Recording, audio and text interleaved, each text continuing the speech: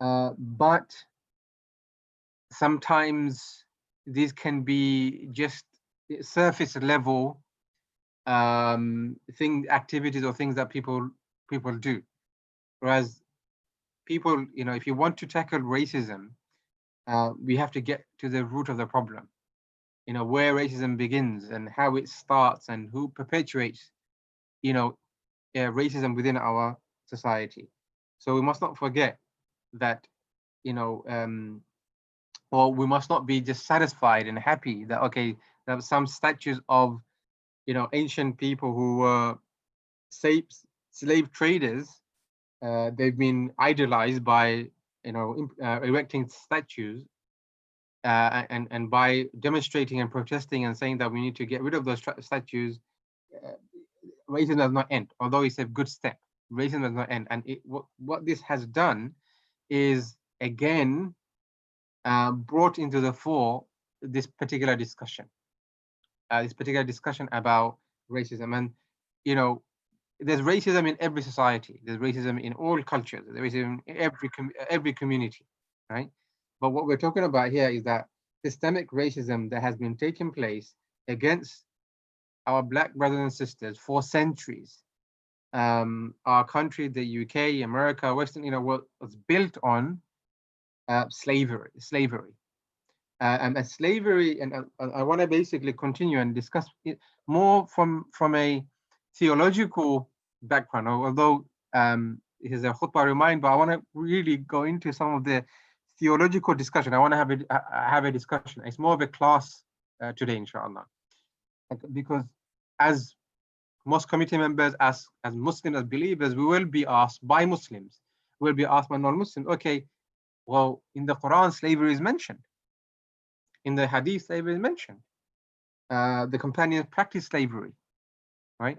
So how can you be averse to racism and slavery while your Quran at least, acknowledges it, right? And historically, all Muslim societies or large number of Muslim societies and countries and states implemented racism. Slavery, right?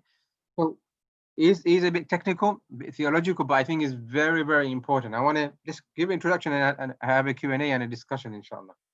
Now, and I would advise everyone to read a very recent book by Professor Jonathan Brown on slavery in Islam. It's a voluminous book, and it covers from the historical perspective, from the Quranic perspective, and also how the scholars have dealt with the question of slavery in Islam throughout the ages, and also contemporary scholars. It's a deep read, it's a long read, but it's a very beneficial read. There's been other books written, many books written, but this is a recent book written by Professor Jonathan Brown. And also there's a lecture he presented on his book, summarizing his main points on YouTube. I think a discussion between Yasir Qadi and him in America, I think last year. So that's a good video to watch, inshallah, to really understand the Quranic historical hadithic perspective on slavery. Now, slavery, unfortunately, was present pre-Islam, right? Was prevalent even before Islam came about, right? God knows for how many centuries before that, how many generations before that. And the Quran does mention about slavery. Many verses, the Quran refers to slavery, how to deal with people who are enslaved. And the concept is ariq, for people who are in bondage or in slavehood. To summarize, Islam did not come to institute or legislate, right, or establish slavery. That's a very, very important point. The slavery was prevalent within Mecca and Medina and in that time. Islam did not come to legislate or introduce slavery. Very, very important. Islam came, right, to, and Islam has given from the Quran and Sunnah of the Prophet guidelines, laws to restrict the mistreatment and abuse of slavery. That's one point to bear in mind. Number two, many of the verses, even the action of the Prophet ﷺ, and the hadith urge the believers, urge the Muslims to free slaves. This is a very, very important principle, right? You look at all of the verses of the hadith and the action of the Prophet ﷺ, right? All of them indicate to freeing up of slaves. You know, free the neck that is in bondage.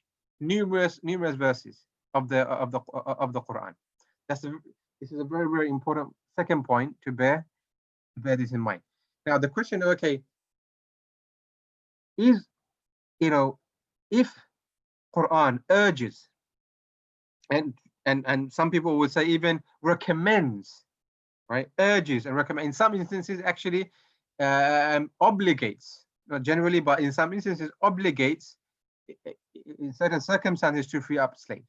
But the question is, if the Quran urges and recommends in one sense to freeing up slaves, then why didn't the Quran prohibit slavery altogether? Like it has prohibited the consumption of alcohol, yeah, albeit in phased out stages. Why didn't the Quran prohibit? Why didn't Allah subhanahu wa ta'ala prohibit enslaving other human beings? Right? And this is a contentious issue when it comes to usul al-fiqh. It's a discussion that scholars have had, and it's a discussion I think that scholars will continue to have. Right? But what I will try my best is summarize from what I understand and what I believe to be the correct position. I may be wrong, and what I've gleaned from the classical scholars and contemporary scholars who've discussed this is, number one, is that we look at, you know, there are certain universal objectives that all religious societies agree upon, right? And Islam came to endorse those universal principles. And scholars mentioned these are the kulliyatul khams, or the maqasid al-sharia, or the 5 higher intents of the sharia. You know, the hifzuddin, for example, right?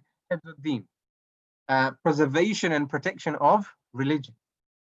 Hifzun nafs, the protection and preservation of the self. Hifzul mal, the protection and preservation of wealth. Hifzun nasal or nasab, the protection and preservation of family or lineage. Hifzul ird, some scholars mention, the preservation and protection of honor. Ibn Ashur, who's one of the greatest scholars of Islam, and he wrote many books in tafsir, and he was one of the maqasid, usulis, and he's written extensively on the concept of maqasid al-sharia. And he mentioned that by way of istiqra, induction of the sources of the sharia, the Quran and the verses that contain within the sharia and the hadith of the Prophet ﷺ. By istiqra and istinbat, induction of these verses, we can deduce that one of the objectives of the sharia is al-hurriya, that is freedom. One of the higher intent of the sharia is freedom, and there are many verses, many concepts. In fact, there is a principle that scholars have come up with. Qaida scholars have come up with is that the lawgiver, Shari', Allah subhanahu wa ta'ala, is desirous to free people. And they've taken this from the verses and the hadith, that all of the verses, or most of the verses that talk about the riq or slavery, it's all about freeing them up from the shackles and the bondage of slavery. So he and others mentioned that one of the principles of the Sharia, or higher objective, maqsad, right? The maqsood, or the objective of the Sharia, is freedom. That everyone should have freedom. No one should. Yes, freedom obviously is not absolute, right? There is restriction. There's limited freedom, right? But in this particular angle, from this particular angle perspective, right? No one should be enslaved by another human being. That's what it means. ubudiyah or servitude belongs to only Allah subhanahu wa ta'ala. Right? Absolute servitude only belongs to Allah subhanahu wa ta'ala. When we talk about ubudiyah, when we talk about servitude, when we're talking about slavehood in that sense, right? It only refers to Allah subhanahu wa ta'ala. No other human being so is a master of another person, right? Husband is not the master of the wife. Yes, our fiqh has used certain languages which we don't need to use because these are ijtihadat and these are contextual. But the principle is right is that we as human beings we are slaves of Allah subhanahu wa ta'ala. We are servants of Allah subhanahu wa ta'ala. Right? We all should be free. Yes, and there is a principle even in the West and also in the Islamic tradition that we are all born free. Right? Yes, there are some historically in the past, not everyone was born free because those people who were children who were born in a slave family, they were not free. Yeah, that's a technical discussion. But from the maqsood, the maqasid perspective, is that we should be all born free. That's the intent, that's the objective, that's where the trajectory of the Sharia leads us to.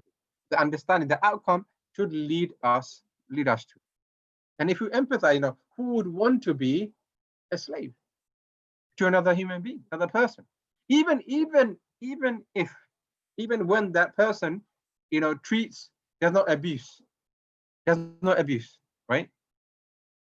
It goes against the essence of the Sharia, in my opinion. It goes against the purpose of our creation of the human being, right? We are not properties of other human beings. We belong to Allah subhanahu wa ta'ala. That's why when we say inna lillahi wa inna ilayhi raji'un. We belong to Allah and to Allah we will all return. The body that we own, we have, right, is not a property of another human being. The bodies that we have, we are caretakers of these bodies. Allah owns these bodies. Yeah. So when it comes to slavehood, when it comes to servitude or ubudiyah, it only refers to Allah subhanahu wa ta'ala. It does not refer to human beings. And yes, I understand how can we cancel out the history? History is history. The Islam, slavery was a byproduct of the social, economic, and political context of that time, and until 2 centuries ago, right? Or until recently even in some countries. I say is a byproduct of other socio-economic and political climate. Islam does not say that you have to go and enslave people. In fact, you can't enslave people who are already free. It's prohibited to do that, right? So from my understanding, from this perspective, right, Islam is in line with contemporary thought about abolishing slavery. The question comes or remains still: why didn't God prohibit slavery outrightly? And that's a contentious discussion. And this is I don't want to go into the technical discussion of it, but let's do very, very briefly, right? Is that just because God did not prohibit directly in the Quran does not mean that we don't have tools. If the slavery is neither wajib, the obligatory, right? In one sense, and it's because it was prevailing at that time, it was tolerated. The Sharia tolerated it. Sharia had to deal with it. So one explanation is that, and that people can argue with that. One explanation is that because of the economic structure, right? Although that's not an extremely very, very strong argument, because the economic structure, if Quran completely prohibited it, then our society would fall apart. Right? That's an argument. That's an explanation or angle that some people argue. But park down the side. If we submit that slavery was just something that tolerated or mubah or allowed, then there are tools within the Sharia employed to restrict that mubah. And when there's abuse, when there's issues, or when there's harm, then that mubah, or that something that is allowed, can be prohibited. Right. The other point, to go back to my earlier point, is that, right, is Sharia, it indicates, because the maqsood, that's it, very, very important. The maqsood is freedom. The objective is freedom. Right. I mean, can you imagine, right? Like, we're not talking about, enslaving people, others and not us. Because if there is those rules, if there are those rules applied, then Muslims can be enslaved by other people. Who would want the family members to be enslaved? Who would want themselves to be enslaved? So this goes against logic, in my opinion. It goes against the essence, in my opinion, of of the Sharia. So how have the scholars dealt with it? Now, yes, up until recently, slavery was prevalent in Muslim societies and non-Muslim societies. America was built over 300 years on slavery, right? Britain was built on slavery and empire, right? And so people can't blame, Islam or Muslims. Yes, there have been incidents in the Islamic history where there have been abuses, but when we talk about slavery in, European Western society, and slavery within Islam, or riq, is very, very different. It's completely different. Right? It's completely different. Slavery in the West was built upon because white people thought, Europeans thought, that black people were inferior.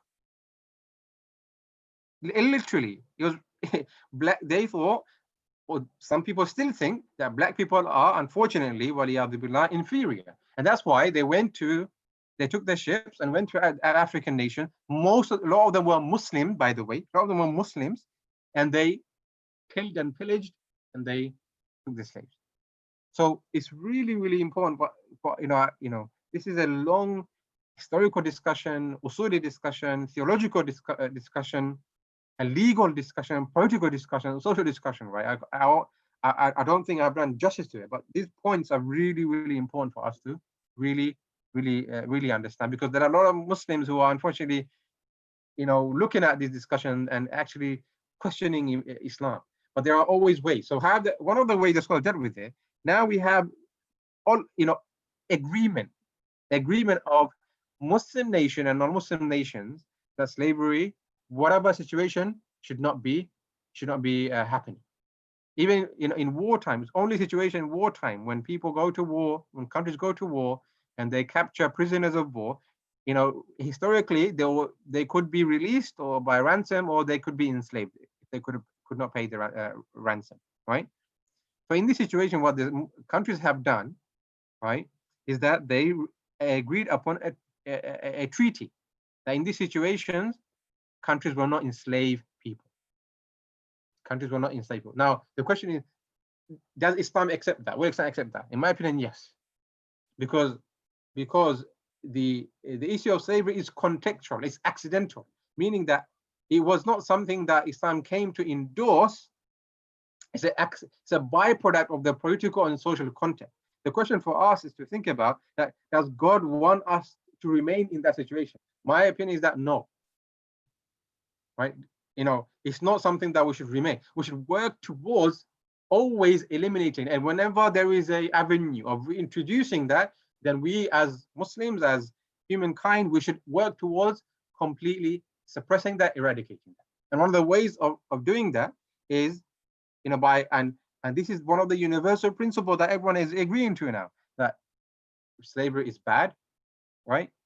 That slavery is, from the Islamic perspective, it goes against the maqsood or maqasid of the Sharia, and those treaties are allowed in Islam, because it's not a definitive issue, right? It's not something clear cut, in the sense that Islam does not say you have to go up and enslave people, although there have been some opinions to that effect. Opinions are opinions, right? And this is a contextual issue. Whereas when it comes to like prohibition of alcohol, right? Even if all of the nations, even if a Muslim ruler say, alcohol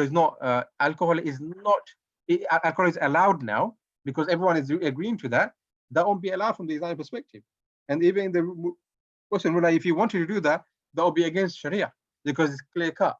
It's not contextual. In every society, in every generation, right up until the day of judgment, consumption of alcohol will not be allowed.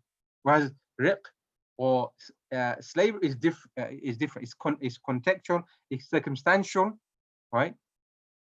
And that is why the scholars unanimously, I think, now agree that the treaties that the Muslim countries have done with the non-Muslim countries and the world have done, apply, and slavery should not be reintroduced. Yeah. So,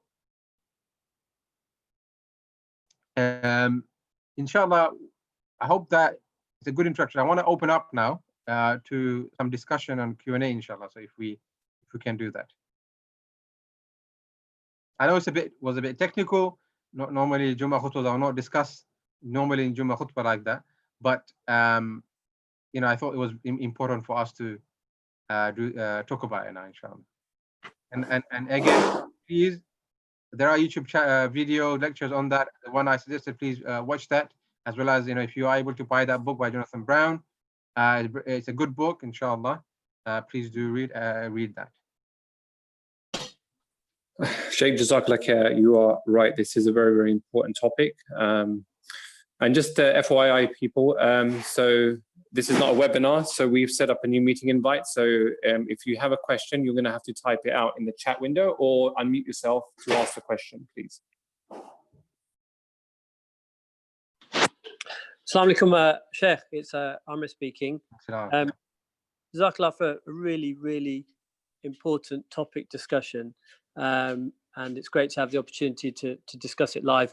The first thing that sprung to my mind, you mentioned history, and I think that's a really key word that seems to have missed most Muslims and most people in general, actually, whether it be Black history, Muslim history, and even Christian history, and the list goes on. So I'm just wondering, is it incumbent on us as Muslims or as people to understand history as much as it is to, contemplate the hadith, etc.? Yeah, very good question. I think one of the things that, students of knowledge and generally people do not like, we become legalistic in the sense that we only look at, which is important, look at legal rights and whatnot. But how rulings and how laws came about, is very, to understand them is very extremely important. So how the madhabs developed, how the schools of thought developed, how the legal rules developed, to understand, appreciate the depth of the Sharia and how fiqh developed is very, very important, right? In this particular issue, I think is very, very important. Why? Number one. Why is it important? Number one is that we equip ourselves with the right arguments, because if non-Muslims say slavery is allowed in Islam, they look, well, slavery was something was an unfortunate mistake of society. The unfortunate mistake of society, right? And Islam came to deal with it properly. How it dealt with it, historically, we learn, that even countries like UK, up until recently, America, European countries, Western countries, right? They only allowed, but they advocated slavery. It's not something restricted to Islam or Muslim society. Many of the churchgoers and leaders of church, they advocated, right? Theologically, they advocated for slavery. Islam did not do that, right? Theologically, right? They advocated for slavery from the Bible. So yes, it is really, really important to understand the history. And that's why I recommend this book by Jonathan Brown, is that he looks at from the historical perspective. He looks at this issue from the historical perspective and gives a bird's eye view of how slavery, how it started, how it spread, and how countries and societies dealt with slavery. So very, very important point that in any issue, we have to look at the history. We have to look at the history and how that thing developed.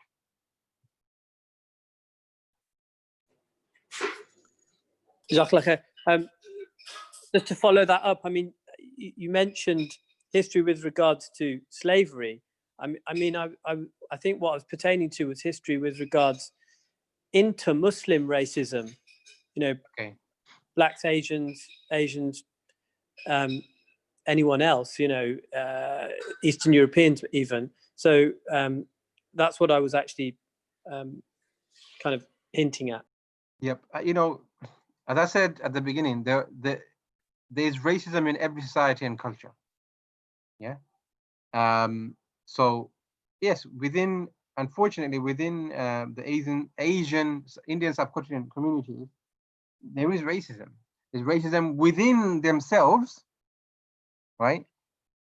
Like, you know, different castes, different countries, and there's racism obviously against the Black community. You know, so understanding that, because we cannot eradicate something from our minds and psyche and from our dealings if we don't understand the historical side of it. We don't understand there is racism prevalent within our society. Sometimes people are ignorant. We have to educate them, as I said. Sometimes people are, in fact, intentionally racist because they believe or they assume that they are superior to others. We have to eradicate that. Yeah, so how do we deal with that? I think I discussed last week. It's a battle. It's something that, you know, individually we cannot overcome. We have to collectively overcome, inshallah. And whatever we can do, whether it be education or khutbahs or workshops or whatever we can do to eliminate that, to get rid of that, is wajib for us to do. In fact, it is obligatory for us to do, right? And if we are in a position of influence or leadership or whatnot, we have to facilitate that discussion and facilitate for that to happen, as best as we can.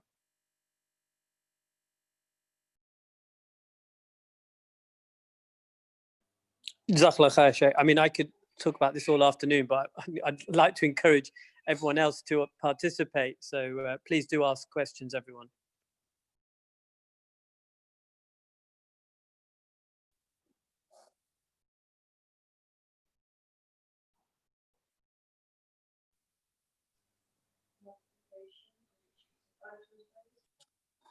I was going to say, any more questions from anyone else? Oh, I think we've got a message. Is the definition of slavery the same as slavery as we understand it today? So is the Islamic definition of slavery the same as slavery as we understand it today? I think that's the question. It's a very good question, but this, as I alluded to in my discussion, is that slavery, the way it was practiced and understood in Western countries, is different from the way Islam understood slavery. Albeit there were obviously abuse and whatnot. That is not to say that, you know, slavery is hunky-dory in Islam, right? It's allowed. My position is that, you know, there should not be slavery. My position is that Islam came to not tolerate it in the sense that, you know, okay, let's be happy with it. It's what it is. I'm not saying that. I'm saying that because it was a byproduct of the socio-economic political situation context of that time, Islam came to, in my opinion, slowly eradicate that. Yeah, slowly eradicate that. So yeah, there was a difference. Because, for example, in Islam, slaves, people who are in, and I don't like to use the word slave because it's something different, right? But for the sake of, you know, because of English language, we'll use that. So, you know, it has given rights, right? If they're married and they, you know, they have to be free. There's so many different ahkam or ruling pertaining to that. So it's very much different from the understanding of slavery that we had in the West. Yeah. So then just a quick question from me, Sheikh. So then the etymology of the word slave in Arabic or within the Quran, the root of that, does that then not follow the same ideas in terms of what slave means in the kind of... I mean, in language, yeah. In language, yeah. I'm not talking about in language. Language, yeah, there's abd, right? A slave. There is that concept. Language, yeah. I'm talking about it from a technical career perspective, right? Is the way it was understood was different from the Western countries. Okay, that makes sense, because then it's your kind of, the way you build the understanding of the word is how it's understood around you, and the way it was understood around in the Arabic world in history is very different to the way for example, the Western world understood the word slavery and the way they used it for economic and labor gain. Yes. Okay, gotcha.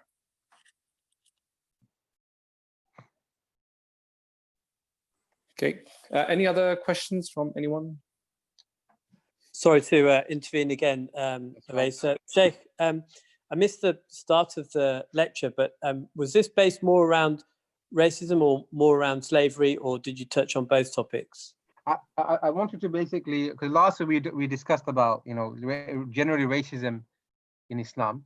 Today I just wanted to really introduce and signpost everyone to certain materials out there that we can go and read further from a theological Sharia perspective on the concept of slavery in Islam. So how, although we know slavery is mentioned in the Quran and the Hadith, how did Islam deal with that? How did Islam approach it, right? And how have the scholars past and in a contemporary time dealt with the question of slavery within Islam? That was the main discussion. And as I said, I would recommend you folks to go and read Professor Jonathan Brown's book on this called Slavery in Islam. It's a very, very good book. And he goes through the history and also the fiqh of it. Okay. So in that regard, does the book touch upon modern slavery? And if it doesn't, can you just touch upon that? Oh, good question. I've not, I've skimmed through some of the things, but he does touch upon it. But the modern slavery, you're referring to, slave labor, for example, right? So that's something, again, perhaps we can discuss in the future, but it's not quite the same. It's not quite the same. Because yes, people are mistreated and abused and treated like slaves, but technically they're not slaves. Yeah, technically they're not slaves, right? Unless, because that definitely will be illegal, right? Definitely be illegal. So in that respect, modern day slavery, the slave labor does exist, unfortunately, right? It does, in I think one of the UN reports that 30 million men, women, and children worldwide, over 30 million are in slave labor. That's a staggering number, 30 million, right? So there are material, there are books and out there that talk about this, that we can go and read. Sheikh, what concerns me is how many of that number are actually in this country. In this country, I'm hoping that there aren't any, right? But again, it's how the UN or how people generally define slave labor. Yeah, again, I'm not an expert on this, so I don't want to comment. But again, I would assume that is how they define slave labor. Yeah. Yeah, I mean, I think it's a bit like racism within our own Muslim communities. I think that modern slavery does exist in the UK, and we need to address that. So I know from the picket farms, right? So where you have the farms where you have Eastern Europeans that fly them in and they have them pick fruit. So there was a lot of reports around that where they were abused in a manner where not paid, kept in really bad conditions, etc. And the idea, again, it's all kind of driven by labor and economic benefit for a certain individual. And unfortunately, there is still slavery in the UK at that level. And I think I think it exists globally. And it's just something that's... Different countries, the severity is different in different countries. Yeah, but it does exist. Over 30 million, the UN report I read a while ago. It's a big problem, a massive problem. You know, sex trafficking, for example, right? This happens even in, you know, by people in the UK. This happens, unfortunately. So yeah, we, you know, unfortunately, human beings are messed up people, you know, and we have to. That's why Islam comes with justice. Islam comes with, you know, fairness.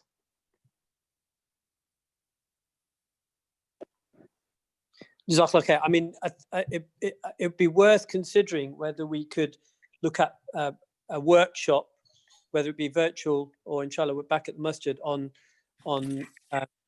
history of racism and slavery, inshallah. Inshallah, I think that'll be good. That'll be good. Yeah, and actually that's a conversation that I think will be great for when we kind of look at all the activities that are coming up, especially now we're virtual. We can quite quickly get panels together, etc., to discuss these topics in more detail, which kind of leads me on to it. If anyone does have a topic they're interested in outside what we discussed today, then please obviously send us the request, and we can see if there is interest in the wider community to have wider conversations. But I think around history, slavery, and everything that's happening in the current times is really important for us to understand, and then kind of linking it back to Islamic theological understanding. Yeah, and also to remember that we're still subject to racism in this country. So how to handle that as Muslims as well in the face of that. Yeah, absolutely, absolutely. Okay, Jazakallah khair. I'm going to call time now, guys. I know this conversation could go on for a long time. So just a reminder for everyone, obviously, being Friday, this would be a time where we would be giving money to the masjid as donations. We do still have running costs. I know this is post-Ramadan, but it's still important that you still remember us when you kind of dip into your kind of purse. So Jazakallah khair for joining, and inshallah, next Friday again, same time, same place. Assalamu alaikum. I just remind, we resume our tafsir of Surah Yusuf this Sunday, isn't it, Brother Amir? Inshallah, yes. Is 8 o'clock okay with you, Sheikh? Yes, 8 o'clock is perfect. So yeah, inshallah, resume that and get back to some form of normality, inshallah. Yeah. Inshallah. Okay, Jazakallah khair. May Allah bless you, inshallah. Until next time, Assalamu alaikum wa rahmatullahi wa barakatuh. Jazakallah khair. Alaikum assalam wa barakatuh.